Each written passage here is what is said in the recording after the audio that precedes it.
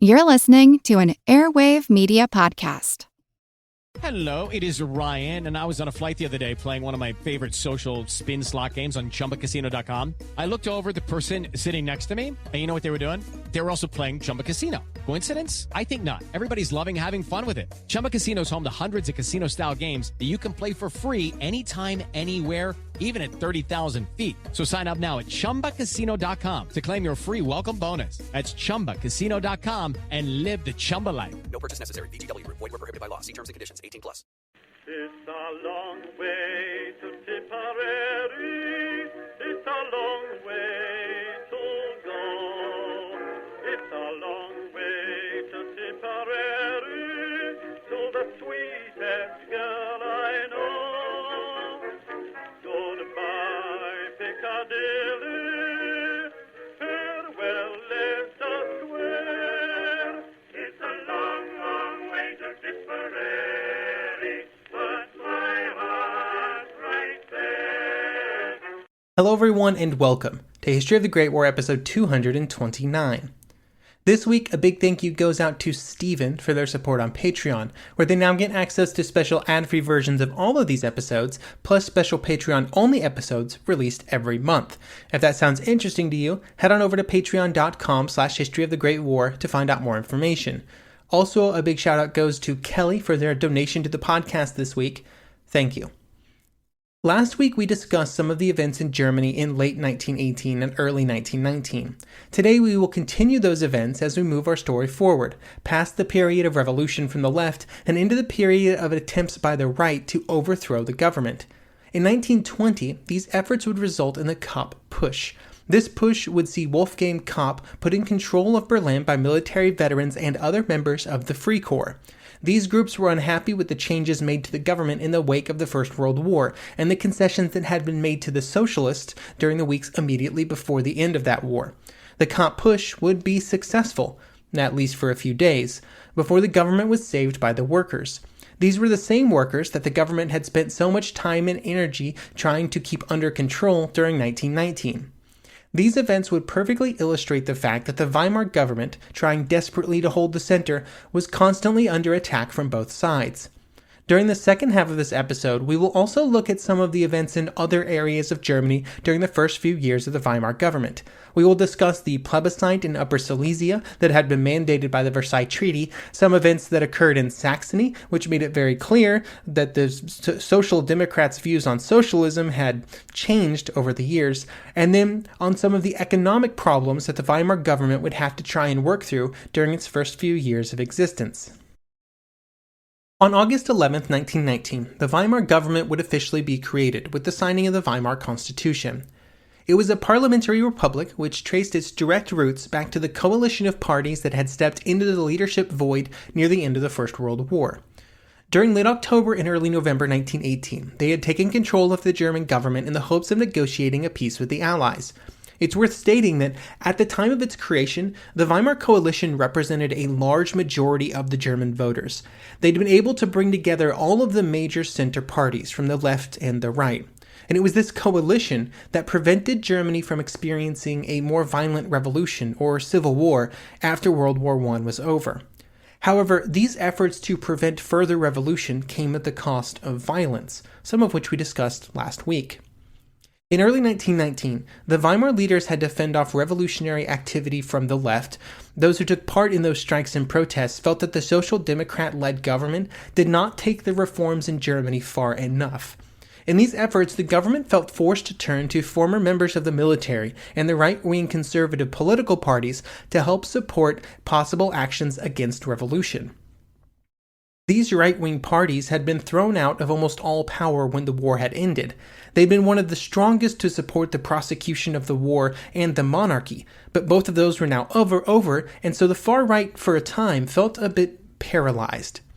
The last months of 1918 would see their power reach its lowest ebb, but events like the Spartacist revolt and then the wave of strikes in the spring of 1919 helped their position to begin to recover.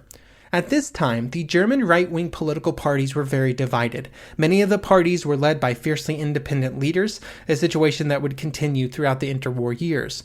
Even if they were deeply divided on certain issues, though, There was a general agreement among these groups about what they hoped to achieve. Speaking very generally here, they wanted to remove the social changes that had been put in place by the 1918 reforms. They wanted to greatly reduce the power of the socialists, and they wanted to reform, at the extreme end abolish, the parliamentary nature of the Weimar government. Already at this early stage, these parties were utilizing the stab-in-the-back myth, the idea that the German army had been betrayed by the socialist leaders in Berlin. This was very powerful for these groups because so much of their support, and especially their most passionate supporters, were formerly in the military. The stab-in-the-back concept would be at the core of the beliefs of the German right throughout the interwar period, and due to its importance, it's probably worth reiterating why it was absolutely false. It was Ludendorff and the military leaders who asked the leaders in Berlin to begin serious peace talks with the Allies. When they asked that this take place, the German armies were on the verge of collapse, and it had become clear that they were unable to stop the Allies on the battlefield. There was initially some resistance from the political leaders, but Ludendorff and other military leaders made it clear that peace was absolutely necessary. Then, in 1919, it would be Ludendorff who would give his name to the stab-in-the-back myth. He would do this because the conversations at military headquarters were private, while the peace overtures and its resulting armistice were very public, so he just shifted blame onto somebody else instead of himself. This brings us to the Kapp Push. Push is a Swiss-German word that means to knock or thrust, but around this time in history it takes on a very different meaning. During the interwar years, it came to be used to refer to an attempted violent overthrow of a government, especially a German government. There would be several of them during this period, and the first would be the Kapp Push in 1920. They were generally executed by the most militant far-right groups, and they would generally involve reaching out to the head of the German army to ask him to join them. During the 1920s, or the early 1920s, this would be General Hans von Seeckt, and on multiple occasions he would be asked by groups from around the country to join them and to launch a coup d'etat. This was seen as a required step because those executing the push often only represented a small group, and so they depended on the support of the military to provide legitimacy and to act as a unifying rallying point for other right-wing political parties. The hope was this rallying point would cause the more moderate right-wing parties to support the push.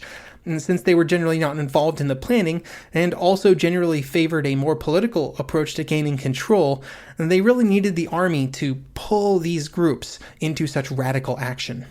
The Kapp Push would be named after Wolfgang Kapp, a mostly forgettable government official from East Prussia. Kapp would be supported and the push would be executed by former Free Corps men commanded by General von Lüttwitz, who had been one of the originators and founders of the Free Corps concept. On May 13, 1920, men of the Ehrhardt Brigade, under the command of Lüttwitz, would seize several key buildings in the government district in Berlin. Once these buildings were seized, Kapp was proclaimed Chancellor of Germany. Up to this point, the push was going mostly according to plan. The Weimar government had not been totally surprised by the push. In fact, most of the facts about the plan were known days before it was launched. There were, however, many people within the government that not only knew about the push, but also supported its end goal of overthrowing the Weimar government and instituting a military-supported dictatorship. By the end of March 13th, the push seemed to have accomplished its goals. The Kapp government was in place in Berlin, and it had been recognized as the national authority by several local administrations in northern and eastern Germany.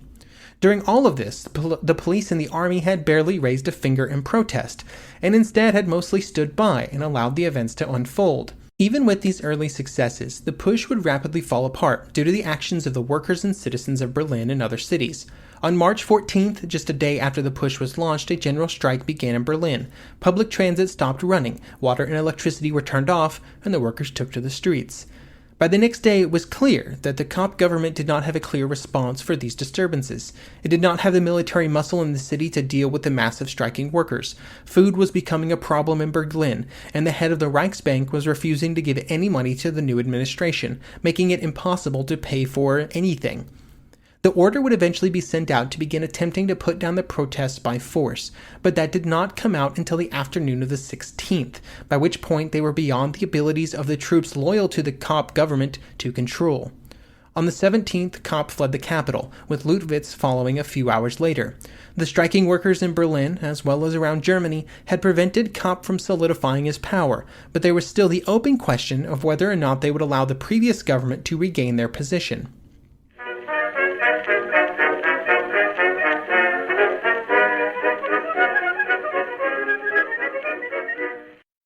The one truth about human history is that change is inevitable.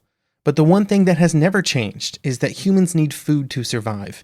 There are many ways to get that food, but one of the easiest ones is Factor. Factor delivers ready-to-eat meals right to your door.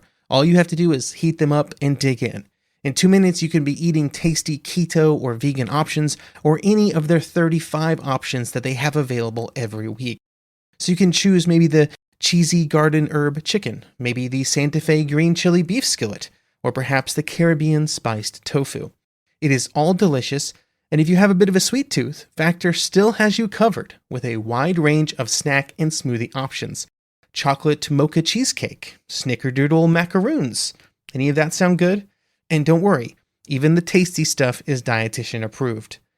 Head over to factormeals.com/GW50 and use code GW50 to get 50% off. That's code GW50 at factormeals.com/GW50 to get 50% off. Get cash for clothes at Plato's Closet in North Charleston and West Ashley. It's so easy. Recycle, earn cash, repeat. We pay cash on the spot for your trendy, gently used clothing, shoes, and accessories. At Plato's Closet, we buy all seasons, all day, every day. It's time to clean out your closet and cash in. Bring in your denim, graphic tees, athletic wear, shoes, handbags, and more. Sell your styles to Plato's Closet for cash. Then, do it again. Plato's Closet, located in West Ashley on Sam Rittenberg Boulevard and North Charleston on Rivers Avenue.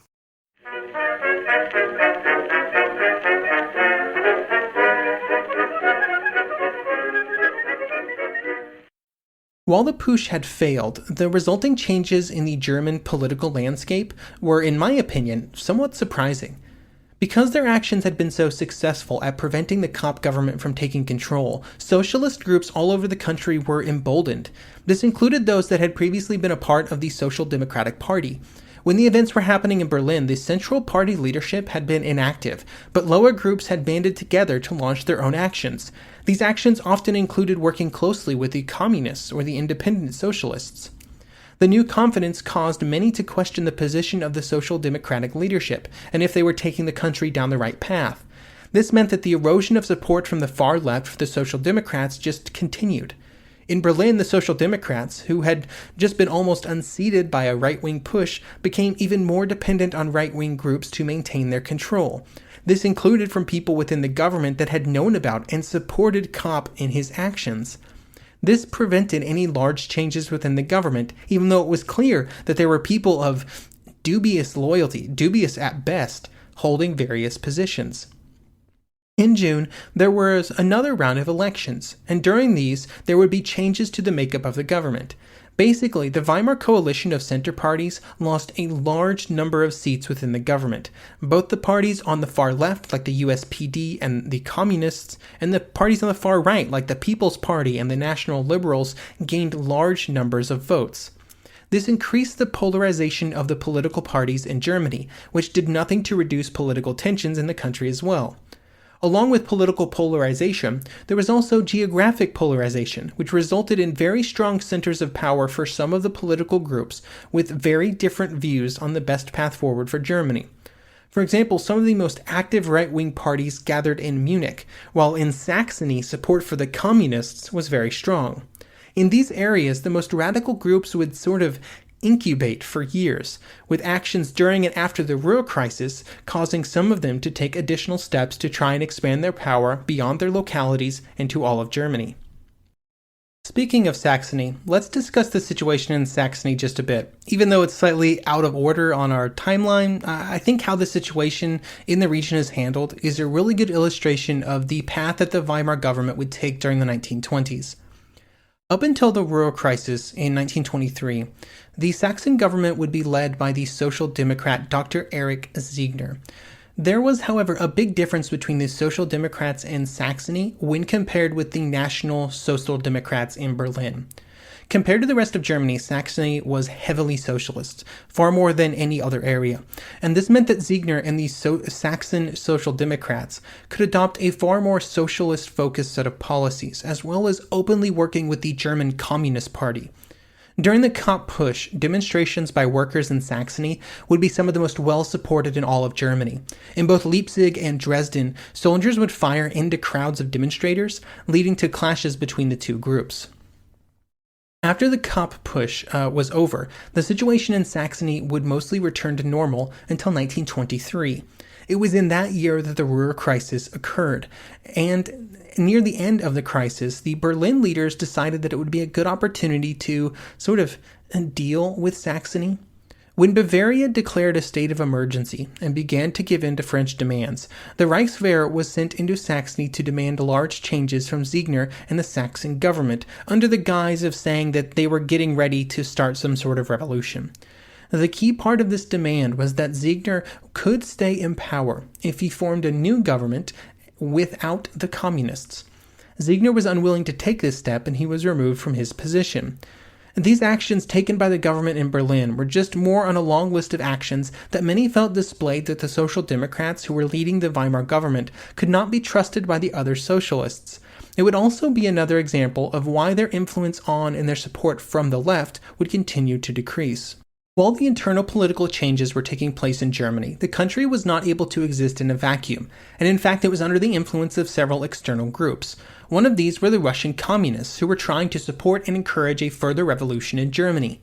There were two main phases for relations between Germany and Soviet Russia during the early years of the Weimar period. The first phase was characterized by the Russians providing strong support for the Spartacists, communists, and other radical groups within Germany. During this time, the Social Democrats saw the Russians as a threat to Germany, believing that they were trying to encourage revolution within Germany, a fair assessment because that's exactly what they were trying to do. After 1921, this would begin to change and relations would enter the second stage.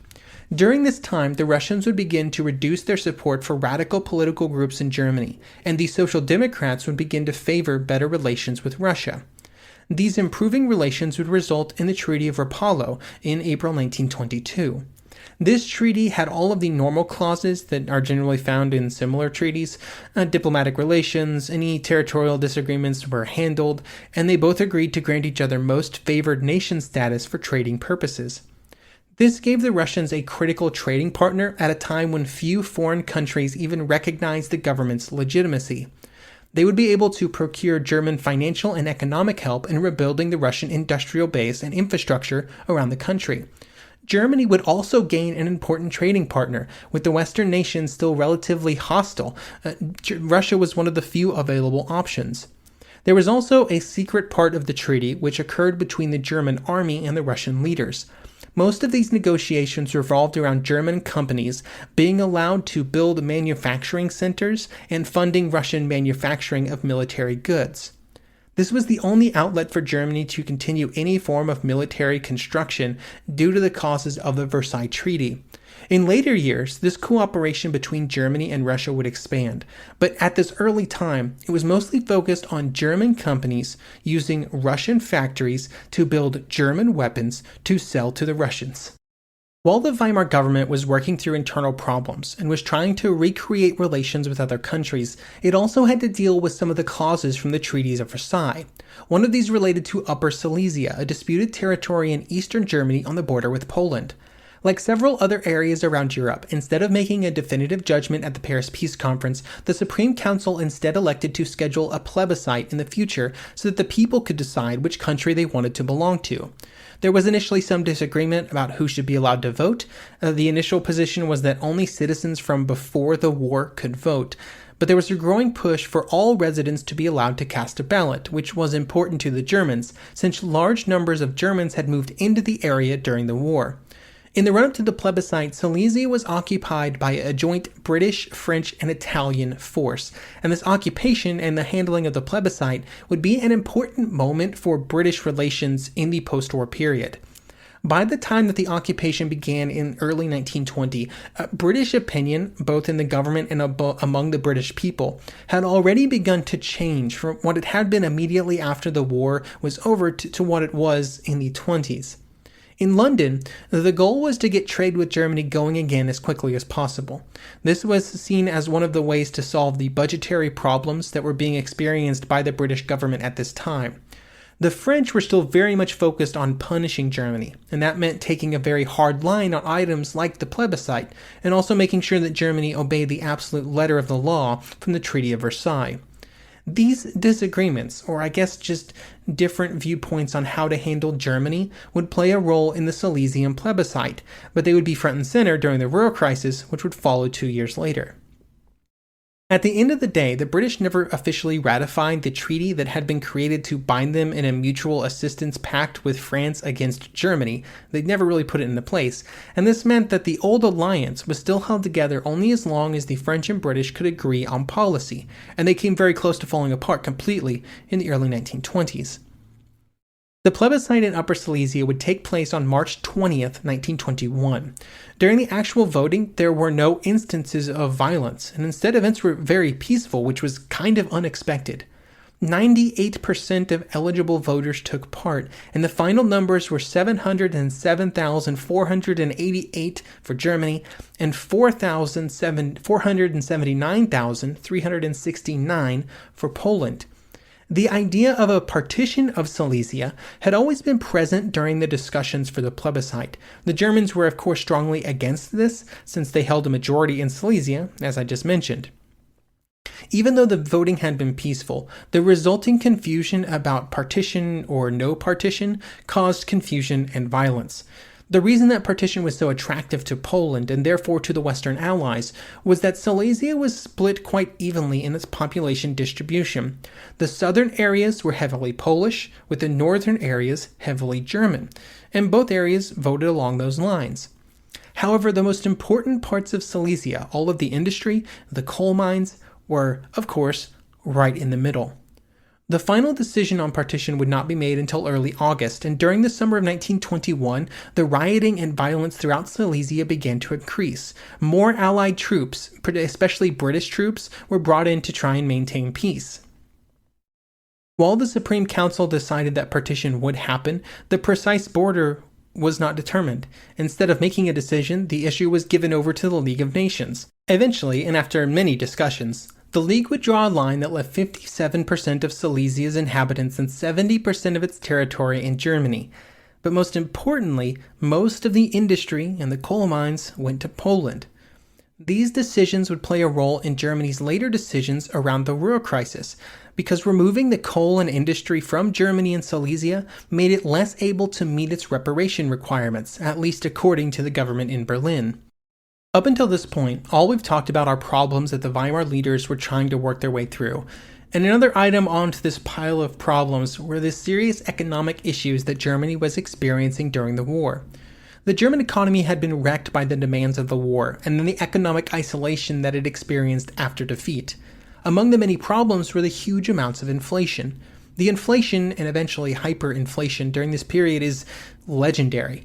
This is where the stories of people taking a wheelbarrow full of money to go buy a loaf of bread comes from. The inflation rate became so bad that it was normal for people to spend money as soon as they got it.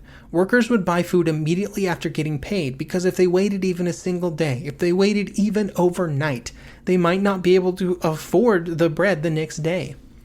From the perspective of the government, it also made taxation almost entirely worthless. Because regardless of the amount of tax that was levied, by the time the government received the money, it was useless. The burden of this inflation weighed most heavily, as most burdens do, on the shoulders of the wage earners. It was in fact actually advantageous for some sectors of society, especially people who owned agriculture or manufacturing. This meant that when inflation began to slow in 1923, it became clear that since the beginning of the war in 1914, there were drastic changes to the economy and wealth within the country. Wages for most workers were substantially below what they had been before the war, and at the same time, the middle and upper classes were actually in a better position. This was a large problem for the Weimar leaders, but they were very successful in channeling some of the blame for this inequality into reparations and onto the Allies. The Allies would in some ways play into this narrative, like when they sent military troops into the Ruhr region in an attempt to compel the Germans to continue reparations payments, an action that would precipitate the Ruhr crisis, which we will discuss next episode.